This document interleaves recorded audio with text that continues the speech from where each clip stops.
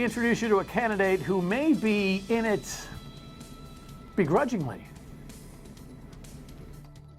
The Dan Yorke State of Mind program is brought to you in part by Lookout Rhode Island and Takeo Comfort Solutions.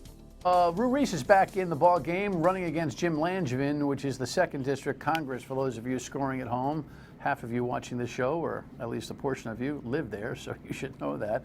He's a good guy, smart guy, and he's. I'll be interested in all things perspective, but he gave me a little insight that was interesting prior to the show. Kind of like, someone's got to do it, and it's an interesting take. So it won't be the first time he and I have had this conversation, and I'm looking forward to having him in just a few minutes. So welcome into the Wednesday edition of Dan Yorke State of Mind. Let's go to the rundown and check on some things. I don't know what's happening here. This is really fascinating. Regardless of how I think about Trump and what you think about Trump, this is a little bit of a play by both the Mexican president and the candidate for president. Headline here. The Washington Post and the New York Times kind of the same mindset. Donald Trump to visit Mexico after mocking it, and it's kind of baffling to the Post, and I'm baffled too. Now listen, you're watching this either at 7:30 or at midnight.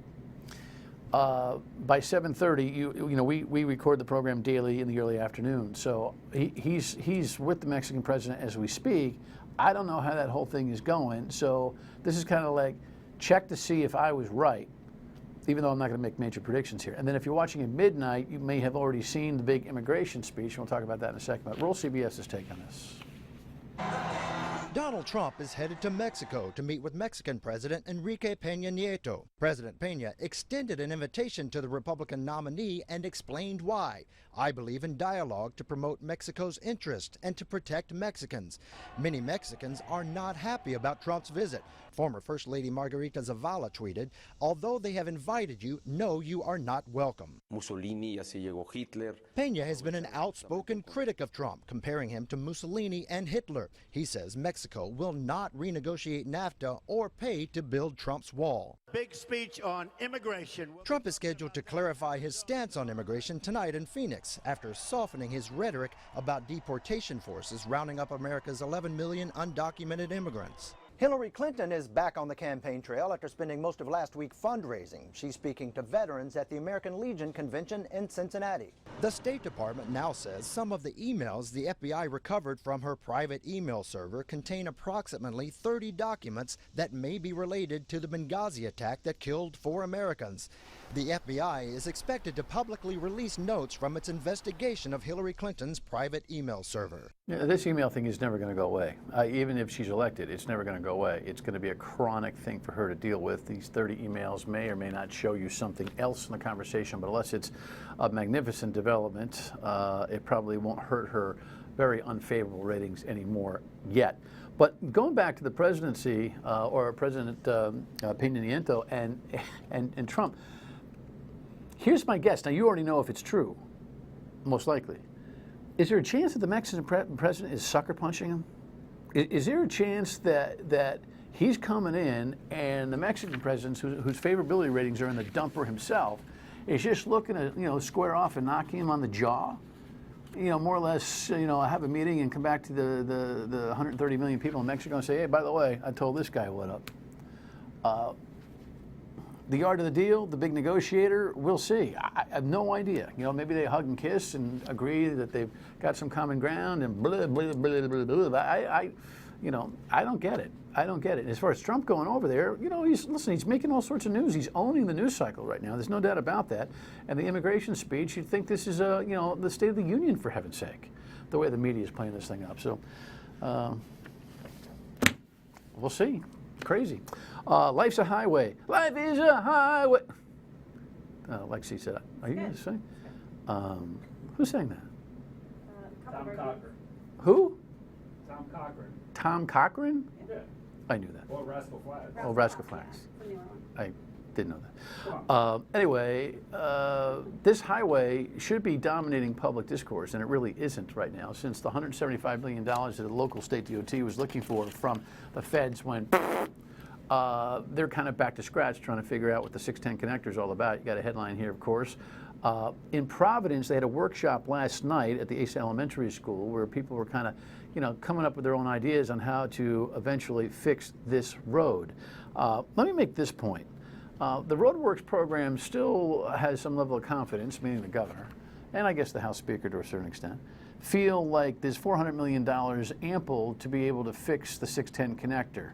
But how to do it is anybody's guess. Now, I'm not sure that the Roadworks program is ever going to bear out the kind of money that they think it is, because I don't think the truck tolls are ever going to bear out the money that they promise, and that whole thing is a mess.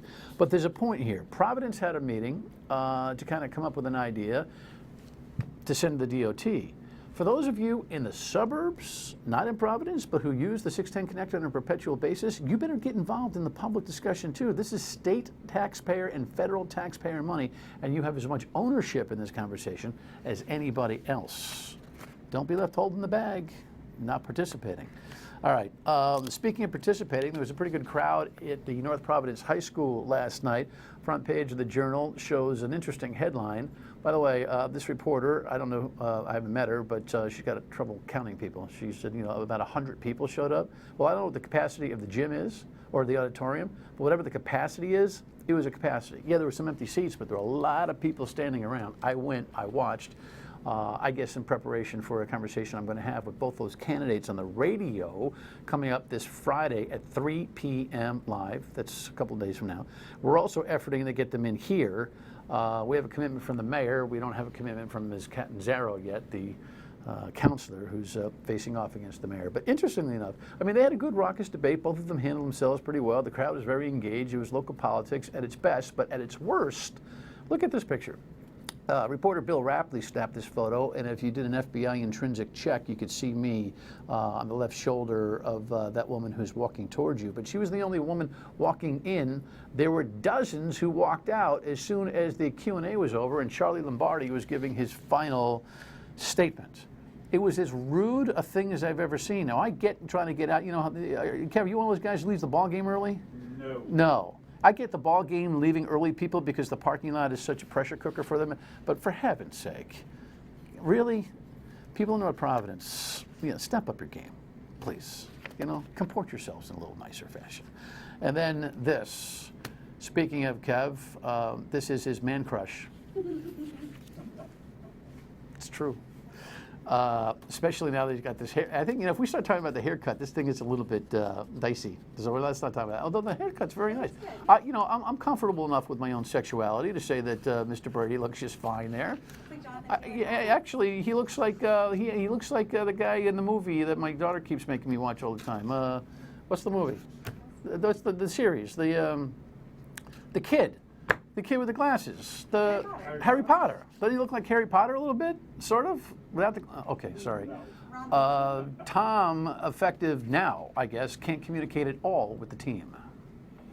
It'd be tough to watch, but I'll be excited to watch and excited to learn. I wish him the very best, obviously, for our team, for him personally. Yeah, it's going to be hard. By the way, do you know how tough these rules are for Brady? Do you know that he's not allowed to have a social conversation with anybody on the team? So if he met somebody for a beer, he can talk about Trump, Clinton, whatever, but he can't have a conversation about anything going on with football or the NFL. How are you going to stop that? I don't know how you're going to stop that, Kev. I have no idea. Kev just asked. See, I'm fighting for microphones for the staff here because it would be a whole lot better show, don't you think? Aren't you sick of looking at me every night? I don't know. I don't know how you police that.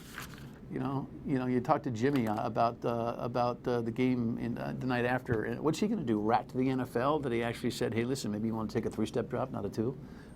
Come on. All right, back to the national politics as a lead-in for my guest, my reluctant candidate. Rubio and McCain win. And so, both are established. You have headlines here, I think. Yeah, so they both win their primaries. We'll see how they do in their general elections. But my guess is that the Trump factor will not rub off on either one of these two gentlemen who are going to, McCain's just rolling along and recovered from his failed presidential run. And Rubio's got a lot of turf that he can still cover politically. It'll be interesting, though, to see what the Trump effect is on all of these Senate races. So the Senate's in play. Congress, not so much. However, Mr. Langevin does have a challenge here, no doubt about that.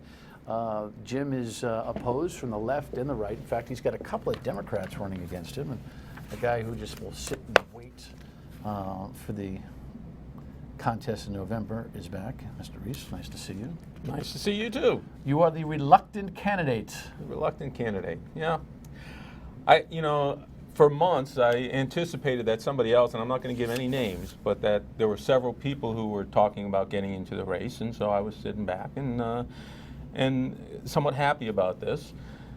And then June rolls along, and nobody's stepping up to run against Mr. Langevin. And as a devout Republican. You can be a devout Catholic if you want. That also. I think Jim is too, so you got common ground on that. Mm-hmm. Although he's pro-choice. What are you? He moved to my no, choice. He's pro-life. What is Langevin? He used to be pro-life, and now he's been a little bit amenable the other way. Claims to be. I Yeah. mean, if that was the case, how could you have voted for Obamacare when he did? Yeah, well, we having just the kind of government. stumbled into that one. Let me get my facts straight on that before we pursue that any further. All right. But as a devout what? Republican. Okay. I could not let him go unopposed, from the Republican side in the general election. Could not do it. So here I am. What did you get in the last race? As far as votes, Yeah. I got 38%. Yeah, everyone gets 35, and you can screw it up, or you can add to it. So you added to it. I mean, you didn't have any money, right? correct. That's correct. What did you spend last time around? Well, we raised about $20,000, but we only had about $10,000 to spend, because it costs money to run a campaign, and Right. we bled off half of it and just trying to raise money, and so we only had 10 to spend at the end. And I feel like for what we had, we accomplished something there. All right. So when we come back, we'll talk about the reluctant candidacies. A lot of you might just say, "Oh, come on, man, what are you doing?" At the same time, I respect the candor. I respect the candor. So we'll talk about that as we go here. But let me just remind you that if you're thinking about remodeling kitchen or bath, one of the ways you can get a good feel for whether a company's got its act together is go to the website.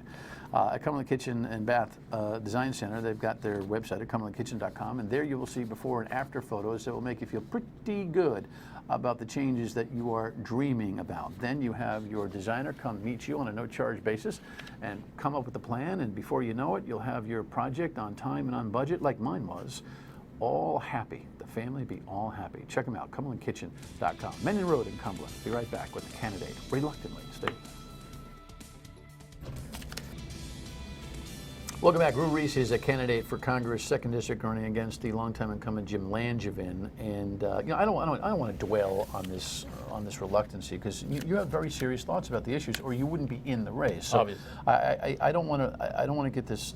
I don't want you to think that I'm at a level of ridicule. I just think it's fascinating that you feel almost a responsibility to run, and I have to respect that, and I think you should respect that, because there's so many people who will look at races and say, they'll complain about what an incumbent is doing, but they would never think, well, maybe I can do it. And maybe you don't have the big campaign, and maybe you don't have the big structure, but at least you're going to make a point, right? That's correct. I mean, it's obviously going to take a strong grassroots effort, and and you hear that a lot, this whole grassroots thing. And the grassroots effort is because, it's very difficult to raise money. I can't afford to pay for TV ads, radio ads, and the like. Remind everybody, you're a manager at Foxwoods, correct? Yeah, I'm a floor supervisor in the poker room. Mm-hmm. And but my background, I've had several small businesses. I've owned a fairly decent sized food wholesale company when I lived in the Washington D.C. area. I got out of that business in the late '90s. Acquired a gas station and operated a gas station here in New England for 13 years. Sold that about 4 years ago, went into the contracting business. All along I'm working at Foxwoods just so I can afford to have benefits for my family. So I've pretty much been just a working stiff. I did get my MBA at George Washington University in Washington, D.C. I did some consulting work and did some analyst work for a while. But I realized that the professional arena was really not for me. It would have been easy for me. I know I could have done well at it, but I've just never had a comfort zone being around professionals, and that's pretty much everybody, whether it's lawyers, doctors, accountants. I just feel like it's a money grab, and they kind of feast on people's, I don't know, lack of knowledge and lack of willing to learn. That's why I pretty much fend for myself when it comes to those things. And I challenge, if I have to take on the services of a professional, I challenge them. I do my research and I put them up against the wall. I don't let them take advantage of me. So how does that translate into your candidacy? Well, I'm a working guy, and I have to keep working full time while I'm running this campaign. One of the things that I found amazing while I was on the campaign trail last time was people who would say, "What is it with this guy? Why doesn't he stop working and start campaigning?" Well, I can't. I got bills to pay. I'm not one of these guys who has really deep pockets. I've always been a working guy, and I've had several small businesses, especially here in Rhode Island. It's the state makes it almost impossible for you to succeed as a small businessman. I was a contractor, and I think it's funny when you hear these politicians, local politicians, talking about growing the economy, and yet everything that they talk about just drives business away from what could be a very prosperous economy in Rhode Island. The toll plans, raising minimum wage, all these things just sends up flags to businesses that are even thinking about doing business in Rhode Island, and it says, why would we? It's like they talk out of both sides of their mouths. I'm not that type of a person. I'm a common sense guy who has the ability to analyze numbers and to analyze policy propositions and to say what makes sense and what doesn't make sense. And I've been a statistical analyst. I've studied plenty of statistics and economics to understand what is right and what is wrong. And what's going on is strictly political. It has nothing to do with right or wrong. Well, it has a lot to do with what's wrong, but not a lot to do with what's right. And so I think we need somebody who has more of a common sense approach, who has the ability to analyze and to make the right decisions that's good for the people. So here's the puzzle for me. You wait till June to see if anybody else is going to do it. Yet once you decide that you're going to do it, you talk about grassroots effort to win. And then you just made a stomping speech there that had me completely engaged. So if someone else had stepped in, would you have been frustrated over not being able to come to this show and other shows and get on the stump and knock on doors? Because you've got some things to get off your chest, clearly. So what's the psychology of this? Now that you have reluctantly chosen to fill the void of the Republican running for the 2nd District, are you psychologically all in?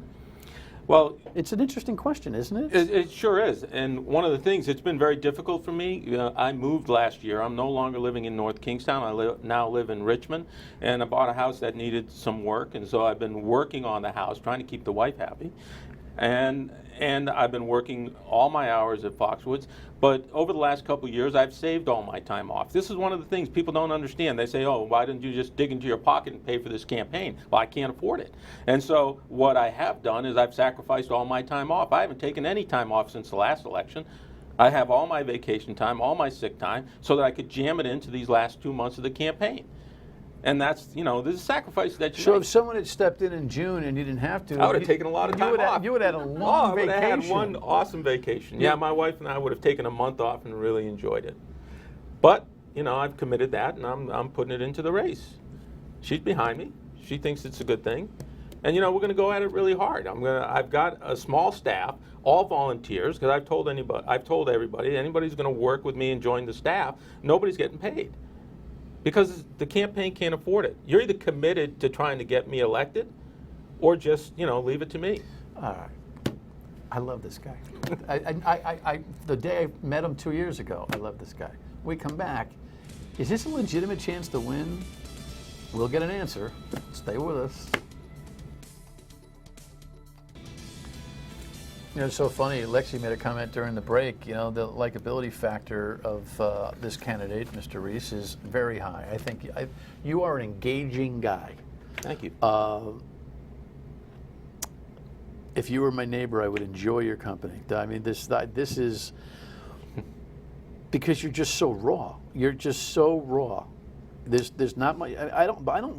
When I say raw, I don't mean out of control. I mean just so connected to who you are and what you want to do. But let's be frank, you can't win this race without the apparatus and without the money. Can you? Well, I mean, far be it for me to ever tell a candidate that he can't run, but I've been in this business a long time, and the fact that you got 38% is a plus because most the put's 30, 35, and if you really screw it up, you go the other way. Mm-hmm. So, let me tell you how I win this race. Let me tell you where the numbers. Mr. Reis, how do you win this race? I'm going to tell you. I only need to flip 12% of the voters. Okay? In the last race, in 2014, I didn't have an independent on the ticket. Now I have 2. I believe most of those independents will take away more from Langevin than they will from myself. To that, Mr. Archer and Mr. Hamilton, who we'll have in here, those are the Democrats that are running against him. Right, and then, then there's 2 more independents. Did I miss that? That's correct. So the field in November will be 4. That's correct. So now... Usually they take from the opposition, though. Langevin's pretty much set in. No, when I ran in 2014, and even in the campaigning that I've been doing this year, when you encounter Democrats who are just so adamantly opposed to Langevin, unfortunately there are so many who are even more opposed to voting for a Republican, regardless of the person. It's just the party. And so I believe that those people will vote for an independent that they couldn't vote for me. And so I believe they will take more away. So you think independents will draw from him? Got it. Right. Now, on top of what happened in 2014, that the reverse happened this time around, we have the top of the ballot, the Republican Party does, when it comes to the general election. So the Republicans will be on top. From all the research that I did on this, and I did quite a bit, I found that that's about a 5 to 10 percentage point advantage just being on top of the ticket. So that right there accounts for, at the minimum, a 5% flip. And I said I needed 12. I got 7 to go. We have the elimination of the master lever. I figured that's good for at least 2%. And then there's the Trump factor. There's probably a couple of percentage points there. I'm very close. Are you a Trump guy? Of course, I am a Trump guy because, one of the things that amazes me, and I love when I get asked this question, but one of the things that amazes me when I hear even Republicans talking about not being able to vote for Donald Trump is that people judge our candidates that we have, our 2, big ticket candidates that we have, Ms. Clinton and Mr. Trump, and they judge Trump on his words, and they judge Ms. Clinton. They should be judging her on her actions. And if you judge people on their actions, it's a no-brainer. All right, listen, man. You'll be back a bunch of times. All right. It's good. Thank you, It's Dan. good to see you. You too. The reluctant candidate. Not so reluctant. Final word when we come back. All right, coming up tomorrow, there's a lot of changes, real and proposed, in the school systems here this year, including graduation requirements and all sorts of other things.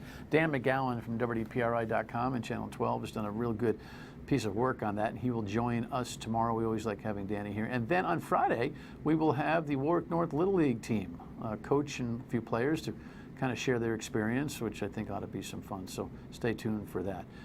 We'll see you at 3 o'clock until 6 each weekday on WPRO. We thank you so much for watching. Good night.